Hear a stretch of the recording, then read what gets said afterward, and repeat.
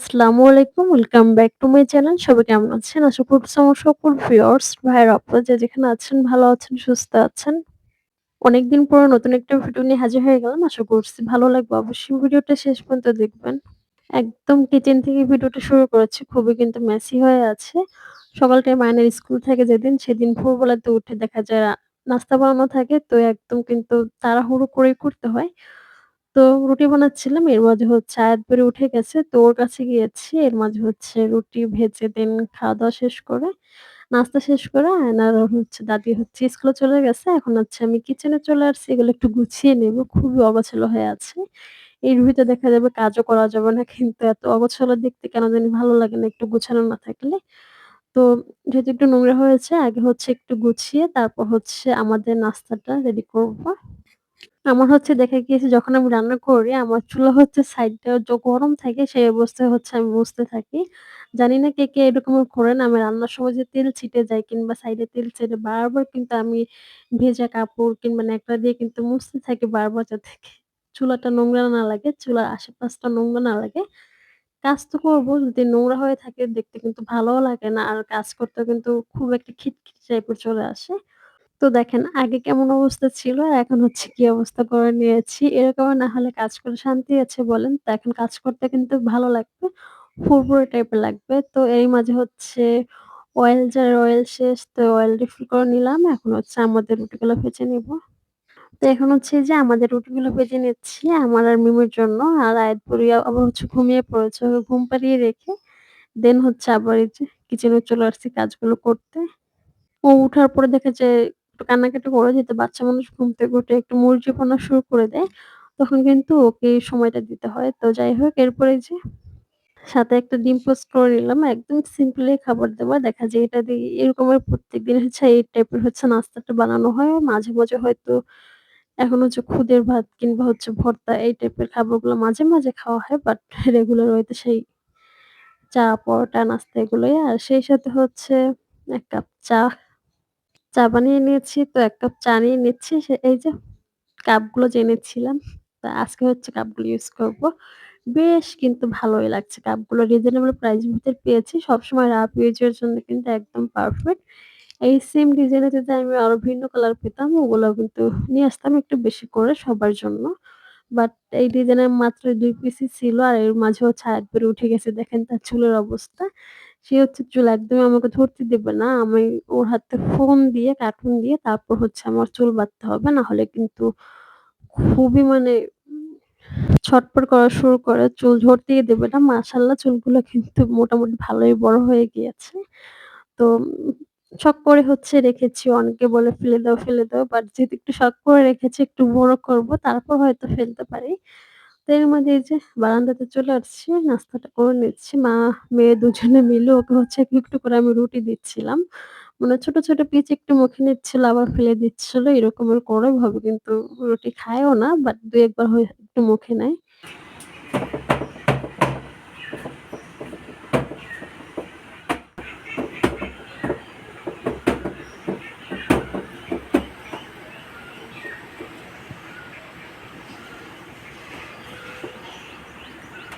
এরপর বাজারে গিয়ে মাছ আনা হয়েছে। তো মাছগুলা খালাকে দিয়ে হচ্ছে কাটিয়ে সে হচ্ছে ধুয়ে-টুয়ে দিয়েছে। এখন হচ্ছে এগুলো আমি ভাগ করে দেন হচ্ছে ফ্রিজে রেখে দিব। কার্পু মাছ ছিল, তারপর হচ্ছে বাচ্চাদের জন্য হচ্ছে পাঙ্গাস মাছ ছিল। যেহেতু ওরা ছোট কাটা মাছ খেতে চায় না, ওদের জন্য পাঙ্গাস মাছ টানা হয়েছে। সেই সাথে ওখানে কি বলবো এটা কি মাছ বলে? নামও ঠিকমতো বলতে পারি না। তো যাই হোক ৩-৪ পদের মাছ ছিল। আরেকটা হচ্ছে এখনো ওয়াশ করতেছিল কার্পু মাছটা। ওটার ভিতরে অনেকটা হচ্ছে ডিম হয়েছে। তো এগুলো আমি হচ্ছে ভাগ করে দেন হচ্ছে রেখে দিচ্ছি। আরেকটা ছিল ইলিশের ছোট পিস ছিল ওগুলো। আর এখানে হচ্ছে এই যে শোল মাছ ছিল তো সেটা হচ্ছে একটু ভুনা করব। অনেকদিন আগে কিন্তু শোল মাছ আনা হয়েছিল প্রায় রোজার ভিতরে। তো খাওয়া-দাওয়া প্রায় শেষ আর অল্প পরিমাণে ছিল। তো এগুলো হচ্ছে এখন আমি ভুনা করে নেব। ছোট পিস করে এভাবে রেখে দিয়েছিলাম। তো এগুলো হচ্ছে এখন একদম মরিচ, পেঁয়াজ দিয়ে শুকনো করে হচ্ছে ভুনা করে নেব। দেখা যায় এই টাইপের মাছগুলো কিন্তু ভুনা খেতেই বেশি ভালো লাগে। মাছ মানে সবজি-টবজি কি দেব তখন কিন্তু খেতে ভালোও লাগবে না। তো এদিকে হচ্ছে আবার একটু জিরা হচ্ছে ব্লেন্ড করে নিব। গুঁড়ো করে নিব। তো এগুলো হচ্ছে ফার্স্ট অফ অল হচ্ছে করে নিয়েছিলাম, একটু টেলে নিয়েছিলাম। মোটামুটি এই ভিডিওটা ছিল হচ্ছে আমার কি বলবো দেখতেই পাচ্ছেন সাইটের ডেকোরেটিং টা একটু চেঞ্জ। তো আগের ছিল তো ভাবলাম এই ভিডিওটা আপনাদের সাথে একটু শেয়ার করে ফেলি। মানে ঈদের পর থেকে এখন আর ভিডিও করতে একদমই ইচ্ছা করে না। মানে খুবই কম ভিডিও করি। তারপর দেখা যায় ভিডিও করি, ভয়েস ওভার দিয়ে আপলোড করি। ওভাবে কিন্তু ভিউ হয় না। এর জন্য এখন আর ইচ্ছাও করে না। তো এই ভিডিওটা যেহেতু আগে করা ছিল, তো ভাবলাম আপনাদের সাথে একটু শেয়ার করে ফেলি। তো যাই হোক এখানে এই যে মসলা কষিয়ে দেন হচ্ছে মাছগুলো এড করে দিয়েছি। তো একদম শুকনো, শুকনো করে গুঁড়ো করে নিবো। সেই সাথে এখানে জিরাটাও কিন্তু গুঁড়ো করে নিয়েছি। তো বাকিটা হচ্ছে আমি একটা বক্সে রেখে দিব। আর উপর দিয়ে এখানে একটু জিরার গুঁড়ো দিয়ে দেন হচ্ছে মাছটা ভুনা, ভুনা করে নিয়েছি। তো হয়ে গিয়েছে কিন্তু রান্নাটা। আর এই হচ্ছে আয়াত বুড়ি দেখেন। তাকে হচ্ছে এখন খুবই কিন্তু চোখে, চোখে রাখতে হয়। মানে খুব কিন্তু এখন চঞ্চলপনা করে যেটা হচ্ছে আয়ান ছোটবেলায় কখনোই করেনি। কয়েকবার যে ও খাট থেকে পড়লো তার কোনো ঠিক নেই। এই রিসেন্টলি হচ্ছে মানে খাটের উপর উঠে নাচানাচি শুরু করে দিয়েছে। ঘুরে শুরু করে দিয়েছে। তো খাট থেকে পড়ে মাথার পেছনে প্রচন্ড কিন্তু ব্যথা পেয়েছিল। সেই সাথে আবার হচ্ছে রিসেন্টলি হচ্ছে ফ্লোরে একটু পানি ছিল সাইডে তো পড়ে গিয়ে আবার মাথার পেছনে ব্যথা পেয়েছে। তো এভাবে দেখা যায় যে ঠাস-ঠুস পড়তেই থাকে যেটা আয়ন কখনোই একবারও মনে হয় ওভাবে ব্যথা পায়নি। বাট ও কয়েকবারই ব্যথা পাওয়া হয়ে গিয়েছে। তো অনেক হচ্ছে চোখে, চোখে এখন রাখতে হয়। সহজে খাটের উপর উঠায় না আমরা না থাকলে কিংবা বাহিরে গেলে একজন সাথে হচ্ছে থাকতেই হয়। মানে ছোটবেলা যেটা ওকে চোখে চোখে রাখতে হয়নি, এখন বড় হওয়ার পরে আরো বেশি চোখে, চোখে রাখতে হয়। মানে খুব বেশি হচ্ছে মানে পড়ে যাচ্ছে, আঘাত পাচ্ছে, মাথায় যন্ত্রণা বা মাথায় ব্যথা পাচ্ছে যেটা বাচ্চাদের জন্য খুবই কিন্তু ওর জন্য ক্ষতিকর। তো সবাই দোয়া করবেন যাতে আমার বাচ্চাটা একটু সহি সালামতে থাকে। আর এদিকে হচ্ছে এই যে সন্ধ্যার দিকে হচ্ছে একটু সেমাই রান্না করে নিচ্ছিলাম। সেই সাথে হচ্ছে ১ কাপ কফি বানিয়ে নিয়েছি।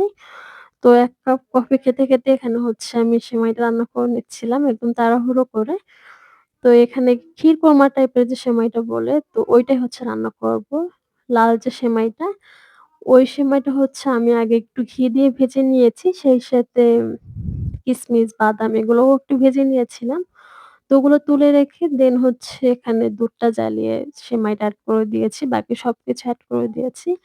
একদম সিম্পল ওয়েতে রান্না করেছি। বাট এই সেমাইটা দুধ দিয়ে রান্না করলে এত খেতে মজা বাট লাচ্ছা সেমাইটা কেন জানি একদমই ভালো লাগে না। তো এটা কিন্তু আপনি ট্রাই করতে পারেন দুধ দিয়ে। সবসময় এই সেমাইটা হচ্ছে দুধ দিয়ে রান্না করে থাকি। মাঝে, মাঝে খেতে খুবই ভালো লাগে।